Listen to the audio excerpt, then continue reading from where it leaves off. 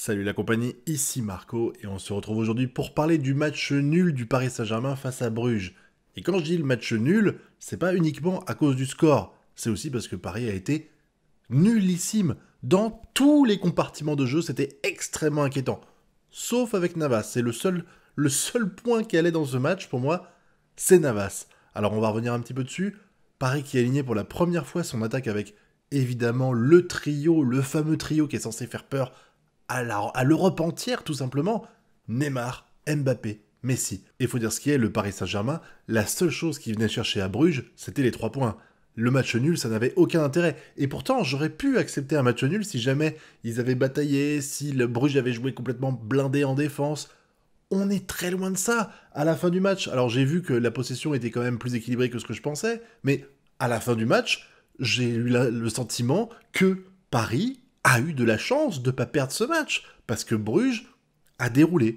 Ils ont déroulé face à une équipe de Paris qui n'a rien fait, rien construit quasiment. Et ça, c'est un vrai problème. Surtout que quand on voit l'attaque alignée qui est censée faire peur à l'Europe entière, bah l'attaque, elle a rien branlé du tout.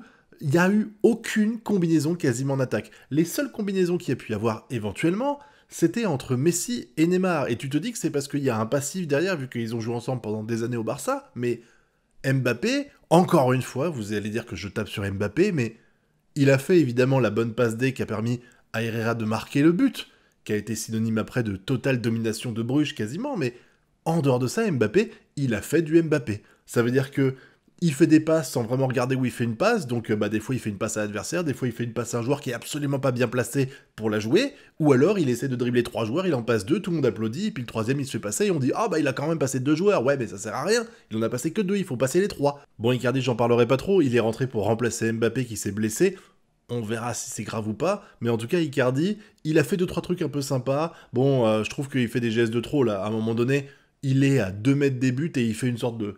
Alors c'est joli, hein, c'est joli, mais c'est pas au fond. Alors j'aurais préféré que ce soit moche et au fond. Mais bon, je pense que le pauvre, il a les boules de voir l'attaque qui est alignée, parce que Icardi, maintenant, il aura qu'un rôle secondaire. Il est évident que la plupart des matchs, soit tu joueras à 3 attaquants, et Icardi sera remplaçant, à moins qu'il y en ait un qui se blesse, et là, il peut exceptionnellement être titulaire, soit tu joueras à 2, et l'hésitation, ce sera entre qui savoir sortir entre Mbappé, Neymar ou Messi, mais Icardi, il sera toujours la 4ème roue, quoi.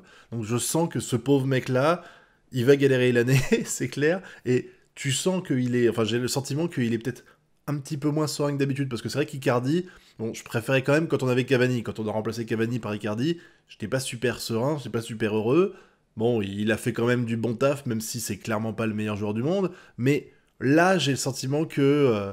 bah, il a pas abandonné, c'est pas le mot, mais tu sens qu'il a moins la motivation. Et d'ailleurs, tous les joueurs parisiens avaient moins la motivation. Même Messi, tu sens que Messi, il était énervé dans ce match. Je l'ai senti frustré. J'avais le sentiment, alors je sais pas si c'est à cause des joueurs à côté de lui, ou alors si c'est la physionomie du match qui a fait ça, mais j'ai pas senti le Messi serein qu'on peut avoir des fois quand on voyait les matchs au Barça ou en Argentine.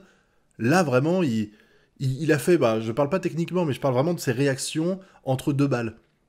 Mbappé part à un moment donné, Messi fait un appel, il a pas la balle, tu sens le petit geste de rage. Alors forcément, je suis pas tous les matchs du Barça, mais je sais pas s'il avait ce genre de comportement à l'époque. Et puis, le milieu de terrain pour moi, et la défense, hein, parce que les deux ensemble, c'est ce qui pêche le plus. Parce que à partir du moment où on a mis un but, le match était terminé.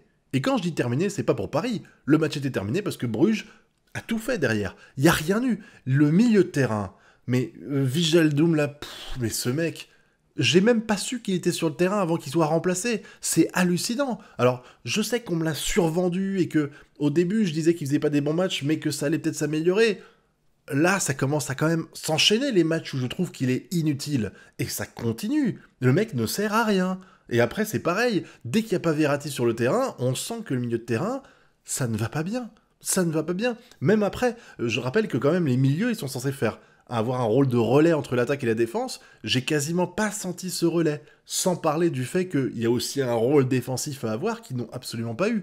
Le but qu'on se prend, c'est un mauvais placement de la part des milieux de terrain, qui sont censés aussi revenir. Alors évidemment, c'est pas la faute que des milieux, parce que les latéraux, ils ont été nuls à chier, soyons clairs, que ce soit Diallo ou Hakimi. Alors Hakimi, il fait du bon travail offensif, mais faut aussi qu'il pense que son rôle à la base, c'est quand même d'être latéral, donc il doit défendre un petit peu, et j'ai l'impression qu'il a été complètement absent pour défendre dans ce match-là, mais le placement des défenseurs, le repli défensif des milieux de terrain, mais c'est complètement aux fraises. Alors peut-être que le football a changé depuis l'époque où j'étais en club, mais on m'a toujours appris qu'un défenseur, ça doit être derrière le joueur qui le marque. Parce que comme ça, il peut anticiper les mouvements du mec, il peut voir en permanence où est-ce que le mec se déplace, et puis il peut couper les trajectoires et autres, parce que le mec voit pas d'où est-ce que va venir le défenseur, il est derrière lui.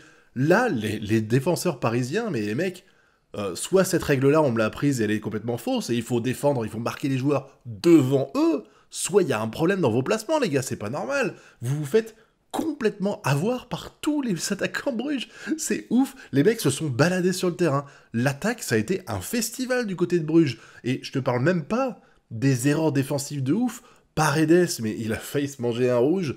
Il fait de la... Bah, il n'y a pas que lui, évidemment, il y a d'autres actions, mais les passes approximatives, les déchets dans la surface, les tacles hyper dangereux et où tu sens que l'arbitre il est à deux doigts de siffler et de manger un rouge. Non, mais il y avait rien qui allait, il y avait rien qui allait. Il y a pas un... Il y a même pas un endroit où je suis serein, c'est-à-dire qu'il y a pas une zone de jeu où je peux dire par exemple, bah ouais, la défense elle est friable, mais le milieu et l'attaque ça allait. Il y a pas un endroit, en dehors de Navas, qui s'est pris un but et il a pas trop de chance parce que la balle elle est contrée, il était à mon avis sur la... Peut-être, on sait pas hein, évidemment, mais il était sur la trajectoire du ballon, et puis le défenseur parisien l'a fait se relever, donc bah il y est plus et il y a but. Mais en dehors de Navas, qui a montré encore une fois que il n'était pas aux fraises hein, par rapport à Donnarumma, mais les autres joueurs, il n'y a pas un joueur qui a vraiment bien joué ce match. Et quand tu sais que c'était le premier test de l'attaque Neymar, Mbappé, Messi, qu'on jouait contre Bruges, qui est quand même pas le club de l'année, sans leur manquer de respect, il y en a qui m'inquiètent un peu plus dans la poule dans laquelle le Paris Saint-Germain est, c'est pas du tout rassurant. C'est pas du tout rassurant. Alors j'espère grandement qu'on va pas se manger un truc comme à l'époque de l'ère des Galactiques du Real, où les mecs avaient empilé des noms et finalement ils avaient rien fait en Champions League. Alors là, évidemment, c'est différent parce que je trouve que le Paris Saint-Germain se contente pas d'empiler des noms. Il y a une stratégie derrière. Mais la question que je me pose maintenant, quand je vois les joueurs qui sont alignés et quand je vois la fève blanc-vie qu'ils ont montré et le niveau technique vraiment ridicule qu'il y a eu face à Bruges, est-ce que Pochettino est la bonne personne pour le Paris Saint-Germain? C'est une question que je me posais déjà quand il a été nommé, et là je continue encore, parce que là j'ai le sentiment qu'il n'y a pas de stratégie d'équipe. Il y a juste des joueurs qui sont là, qui vont essayer de faire la différence parce qu'ils ont des bonnes individualités, et c'est tout. Il y a pas longtemps j'ai vu des joueurs, je crois que c'était Ramos d'ailleurs en interview, qui disait que ça suffisait pas d'aligner les bons noms de joueurs. Il faut une équipe soudée, un bloc, que ça fasse une seule et même entité.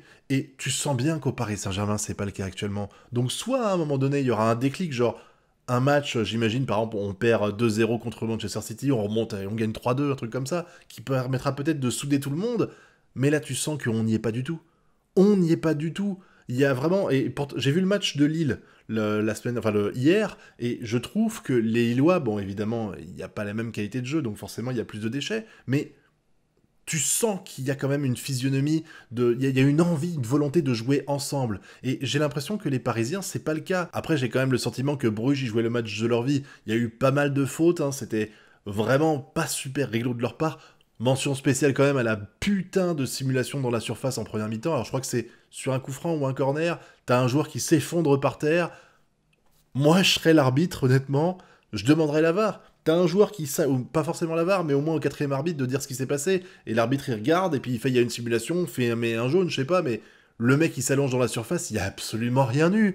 Il y a aucune raison à moins qu'il ait marché sur une abeille, mais je vois pas de raison à ce qu'il s'allonge par terre en se tenant, faut m'expliquer. Mais comme l'a dit l'entraîneur de Bruges à la fin du match, les mecs ils ont fait un exploit. C'était le match de leur vie contre le Paris Saint-Germain, mais ça n'empêche pas qu'il y avait aucune envie dans cette équipe du Paris Saint-Germain.